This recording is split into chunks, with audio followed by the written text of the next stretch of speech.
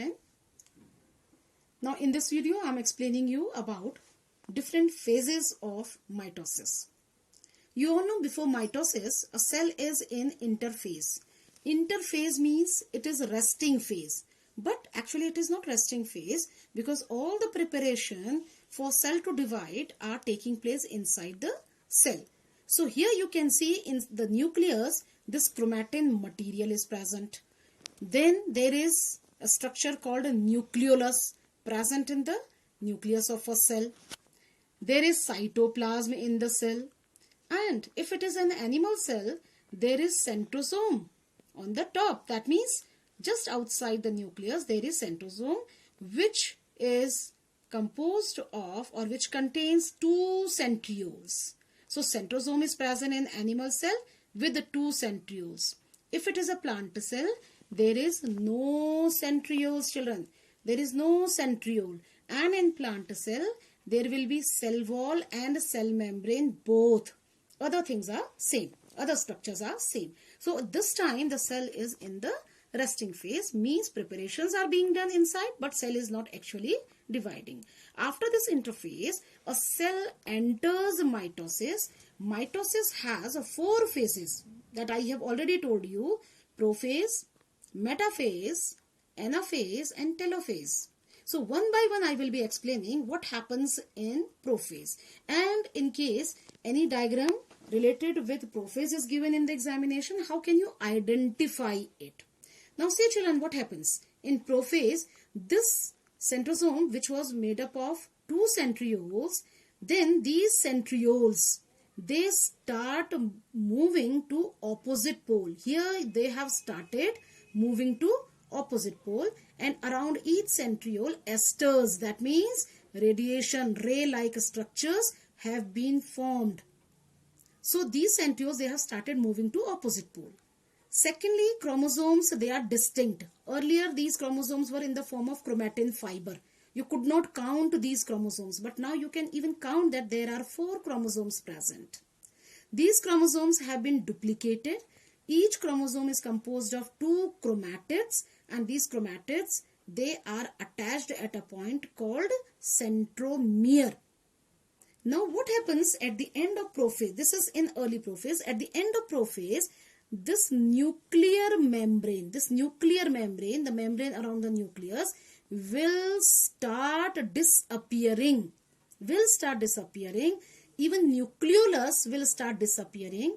And at the end of this prophase, that means late prophase, the nuclear membrane and both nucleolus will disappear completely. And now you can see that esters or the centrioles along with ester, they have reached opposite poles. Moreover, the spindle fibers, the fibers between these 2 centrioles, one centriole is this, one centriole is this. So the spindle fiber, these dotted lines you can see, these are called spindle fibers. They have formed, and these chromosomes, they have arranged themselves on the spindle fiber. So these 2 are early prophase and late prophase. By late prophase, the nuclear membrane will disappear completely. Now next phase is metaphase, the shortest phase, and you can easily recognize and identify this phase because all the chromosomes, if you see, they have arranged in a line. See, they all have arranged in a line, in a single line. That means on the equator. So they line up at equator. All these chromosomes are in a single line, and rest of the structures will remain same.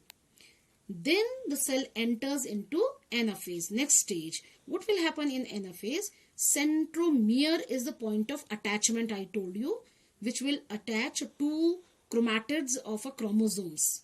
Now this centromere splits, and when it splits, then each chromosome is divided into 2.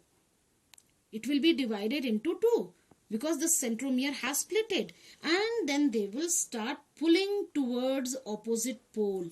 So what type of chromosome can you see here? They appear as V-shaped chromosomes, and these chromosomes, they start moving towards, they are pulled apart from each other and they start moving to opposite poles.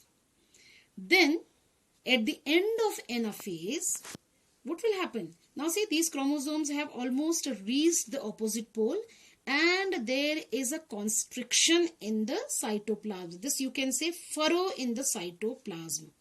This furrow starts from periphery, that means from boundary to center. If it is a plant cell, this is difference between animal and plant cell. If it is a plant cell, then also it will be dividing. That means cytokinesis will take place. But there is no furrow from outside. So what will happen? This furrow which had started from outside to inside, here a cell plate will be formed. If it is a plant cell, then a cell plate will be formed which is formed from center to boundary. And then in telophase, what will happen? These chromosomes which they reach opposite pole, a nuclear membrane will reappear and nucleolus will also reappear. So children, telophase and prophase are just opposite of each other.